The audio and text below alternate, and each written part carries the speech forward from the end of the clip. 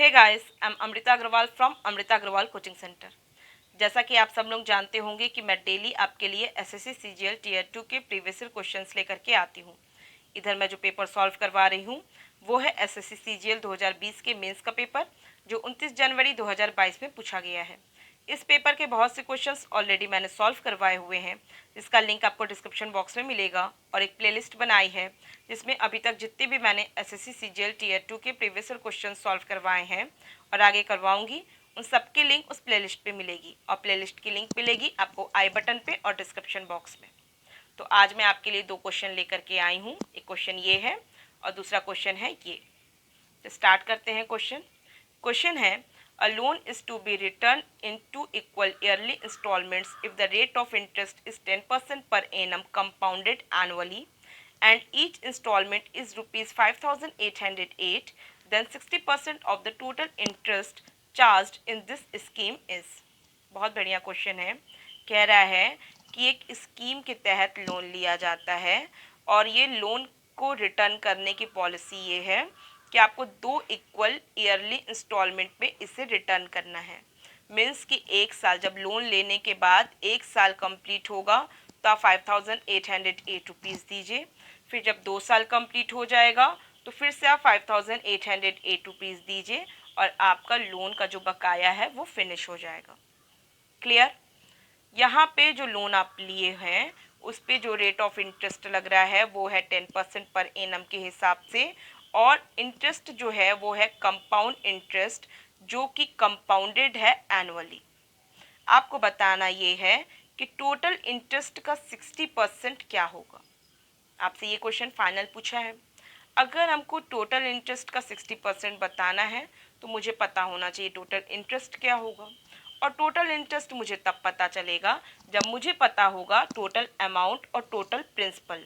Means कि total return किया हुआ पैसा जो कि 5808 रुपीज़ 2 बार में रिटर्न किया गया है, मीन्स अमाउंट के रूप में मैंने रिटर्न किया है 11,616 रुपीज़। और लोन कितना लिया है ये तो क्लियर शो नहीं हो रहा है। अब लोन कितना लिया है अगर मैं फाइंड आउट कर लूँ तो मैं इजली बता सकती हूँ कि इसका टोटल इंटरेस्ट क्या होगा और इसका 60% क्या होगा। तो अब मुझे फाइंड आउट करना है कि लोन कितना लिया गया है जिसे मैं प्रिंसिपल कहूँगी। तो इसके लिए आपको अभी कितना लोन लिया गया है अभी उसको साइड करिए। आप क्या करिए कि ये जो स्टेटमेंट यहाँ तक दिया हुआ है ना, इसको आप ब्रेक कीजिए दो पार्ट में। ये क्या कह रहा है कि एक साल जब लोन लिया गया था तो एक साल में 5808 रुपीज़, एक साल कंप्लीट होने पे 5808 रुपीज़ मैं दे रही हूँ, और फिर जब 2 साल कंप्लीट हो रहा है तो फिर से मैं 5808 रुपीज़ दे रही हूँ। तो ये जो 5808 रुपीज़ मैं दे रही हूँ ये तो अमाउंट है, और ये दोनों टाइम अमाउंट 5808 रुपीज़ में दिया जा रहा है, तो ये किसी न किसी प्रिंसिपल के आधार पे ही दिया जा रहा होगा। और वही जो दोनों प्रिंसिपल है P1 और P2, इन दोनों का ही एडिशन क्या है, ये फाइनल इसका लिया हुआ लोन है। क्लियर है? जिस पैसे को मैं एक साल में रिटर्न कर दूंगी 5808 के रूप में, जिसके अमाउंट को इस P1 जो मैंने लोन लिया है, इस P1 का जो मैं अमाउंट एक साल में दे दूंगी 5808 रुपीज़ के रूप में, इस P1 पे अब दूसरे साल तो मुझे इंटरेस्ट देना नहीं पड़ेगा। इसका मतलब जो P2 होगा वो क्या होगा, वो P1 से अलग होगा। और अब ये जो P2, ये जो दूसरा पार्ट है, इसको मैं 2 साल के जो रेट ऑफ इंटरेस्ट के 2 साल के हिसाब से जो rate of interest compound interest के हिसाब से निकालूंगी, उसका अमाउंट भी क्या है 5808 रुपीज़ है। तो इससे मैं ईजिली P1 और P2 फाइंड आउट कर सकती हूँ, और इसे फाइनली मैं ऐड करूँगी तो मुझे पता चल जाएगा कि कितना रुपया लोन के रूप में लिया गया है। यहाँ तक अगर आपको बात अच्छे से समझ में आ गई है तो अब इस क्वेश्चन में कुछ नहीं है।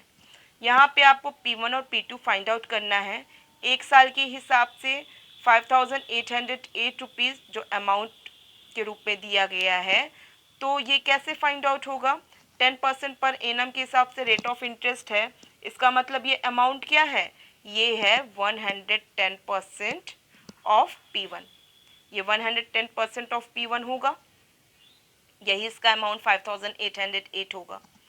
और 2 साल के हिसाब से 2 साल में कंपाउंड एंड इंटरेस्ट के हिसाब से rate of interest 10% per annum अगर लग रहा है तो यहाँ पे जो P2 होगा वो क्या होगा, वो होगा 110% का स्क्वायर।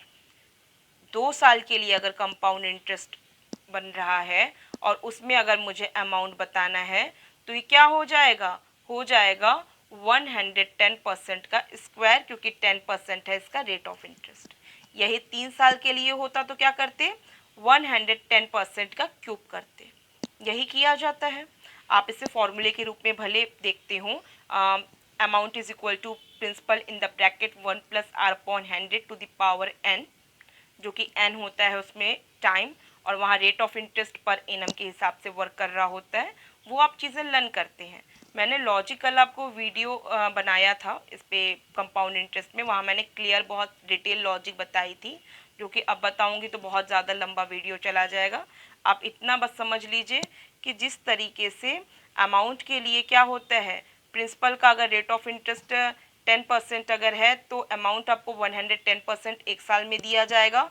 तो कंपाउंड इंटरेस्ट में 2 साल के लिए 110% का स्क्वायर कर दूंगी और 3 साल के लिए 110% का क्यूब कर दूंगी और 4 साल के लिए अगर देना पड़े कंपाउंड इंटरेस्ट तो 110% पे पावर 4 कर दूंगी और उसी को जितने साल बढ़ता जाएगा उतना पावर बढ़ाते जाऊंगी। That's it. अब यहाँ पे 2 साल के लिए है तो 110% का स्क्वायर करने का मतलब क्या है, 11 का स्क्वायर डिवाइडेड बाय 10 का स्क्वायर कर दूं। That's it. बस यही वर्क करूंगी, मुझे हो जाएगा। अब यहाँ से मैं P1 और P2 इजीली फाइंड आउट कर सकती हूँ। P1 क्या निकलेगा, 110% means 11/10, 5808 is equal to 11/10 into P1। अब सॉल्व करूंगी तो P1 मुझे क्या मिलेगा, P1 मुझे मिलेगा 10 इंटू 5808 डिवाइडेड बाय 11, यही मुझे P1 मिलेगा। और P2 मुझे क्या मिलेगा, P2 मुझे मिलेगा P2 इज इक्वल टू, अब ये हो जाएगा 10 का स्क्वायर, 10 का स्क्वायर अपॉन 11 का स्क्वायर इंटू 5808 रुपीज़। सिंपल है। तो आप P1 और P2 इससे आप इजीली फाइंड आउट कर सकते हैं। अलग अलग से कैलकुलेट करने से बेटर है कि मैं इसे फाइनल अगर ऐड कर दूं, यहीं से अगर फाइनल में ऐड कर दूं तो मुझे P1 + P2 ईज़िली सॉल्व कर पाने के लिए इजी हो जाएगा। जैसे अगर मैं इसको ऐड कर दूंगी तो क्या हो जाएगा, 10 ये आपका 10/11 इंटू 5808 कॉमन आउट हो जाएगा और अंदर ब्रैकेट में मुझे क्या मिलेगा, अंदर ब्रैकेट में मुझे मिलेगा 1 + 10/11 और फाइनल 1 + 10/11 की मीनिंग होती है 21/11।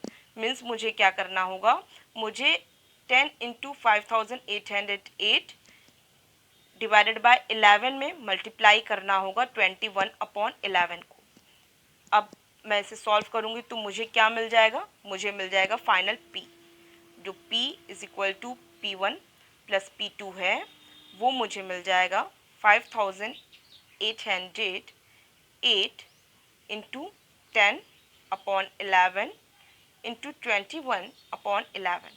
अब इसे सॉल्व करूंगी तो मैं इजीली सॉल्व कर सकती हूँ, कोई प्रॉब्लम नहीं है।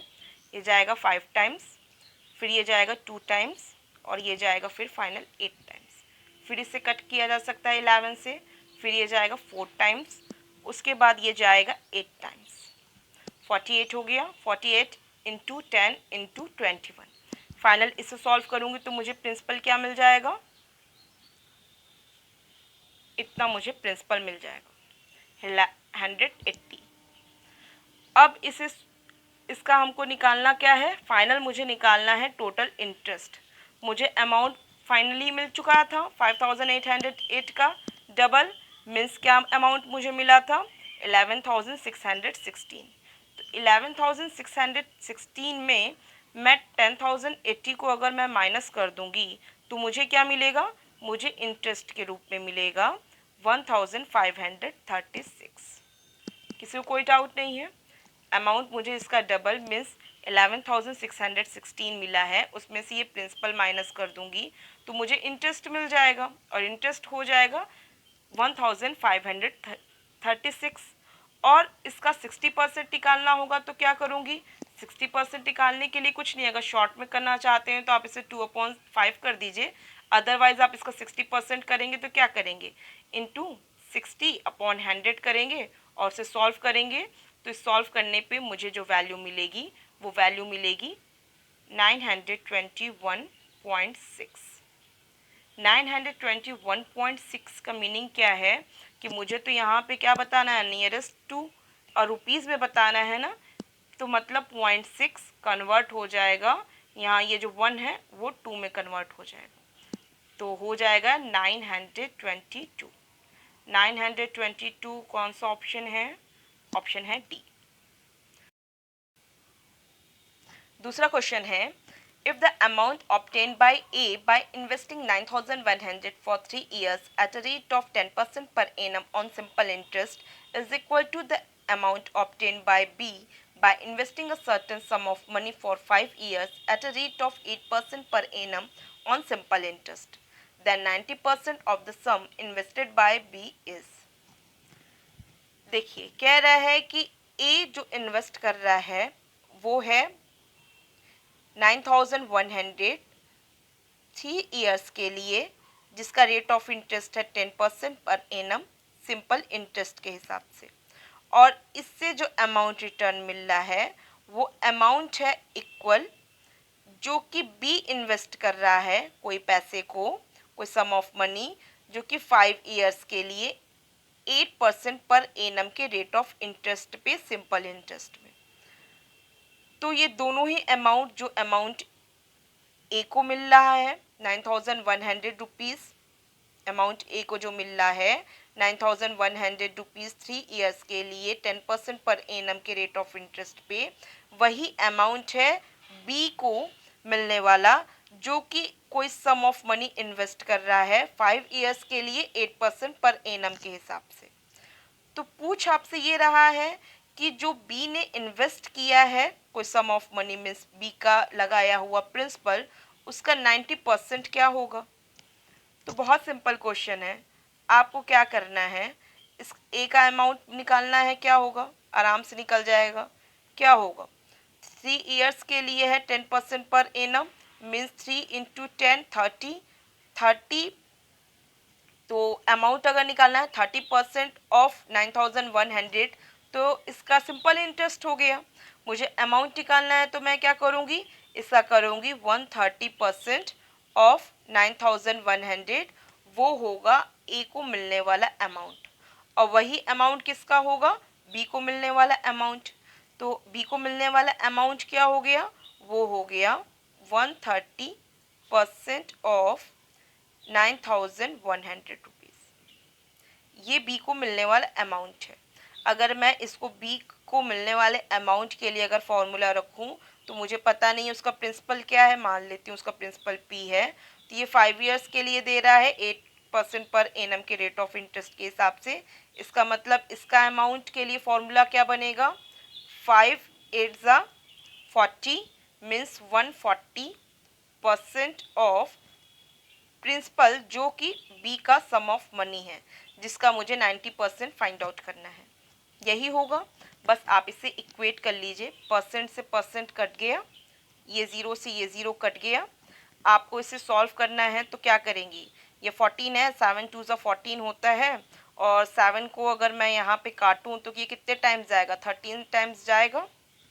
क्लियर है, यहाँ पे 1300 हो जाएगा, यहाँ 2 हो जाएगा, तो 13 यहाँ का 13 ये मल्टीप्लाई हुआ इंटू ये 100 अलग कर दे रहे हैं, डिवाइडेड बाय जब 2 करूँगी तो ये क्या हो जाएगा, ये मुझे मिल जाएगा 50 मीन्स 13 इंटू 13 इंटू 50 मुझे फाइनल मिलेगा प्रिंसिपल के रूप में। और इसी का मुझे क्या निकालना है, इसका निकालना है मुझे 90%, और 90% करने के लिए मैं क्या करूँगी, 90/100 कर दूँगी, बस दैट्स इट। मैं कर दे रही हूँ डायरेक्ट 90/100।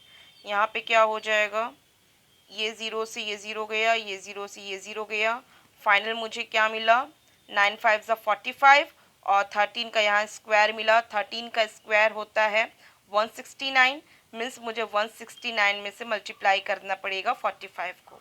169 में 45 मल्टीप्लाई करूँगी तो मुझे क्या मिलेगा, मुझे मिलेगा 7605। 7605 ऑप्शन बी है। सिंपल क्वेश्चन था, इस क्वेश्चन में कुछ नहीं था। मेन आपको ये जो मैंने ये क्वेश्चन बताया है ये बढ़िया क्वेश्चन है और ये एग्ज़ाम में अक्सर पूछे जाते हैं। अगर आपको इसकी लॉजिक अच्छे से क्लियर हो गई है तो मैं समझती हूँ कि आपको कंपाउंड इंटरेस्ट में अब ऑलमोस्ट सारी जानकारी हो चुकी है। अब कितना भी घुमाएगा क्वेश्चन कंपाउंड इंटरेस्ट में तो आपको अब प्रॉब्लम नहीं आने पाएगी। तो आई होप आपको आज का वीडियो पसंद आया है। अगर आपको पसंद आया है तो आप इसको लाइक कीजिए। आपका जो भी रिव्यू हो मेरे वीडियो को लेकर के आप मुझे कमेंट बॉक्स में दीजिए। अगर आपको किसी भी क्वेश्चन पे कोई भी डाउट हो या मेरे समझाने में आपको एक्सप्लेनेशन ना समझ में आया हो तो भी आप मुझे कमेंट बॉक्स में दीजिएगा। मैं कोशिश करूँगी कि आपके जो भी डाउट हो मैं वहाँ पे क्लियर कर सकूँ। तो अगर आप चाहते हैं कि मेरे आगे के वीडियोस आप तक ईजिली पहुँचे तो इसके लिए आपको मेरे चैनल को सब्सक्राइब करना होगा और बेल बटन दबाना होगा। Thank you.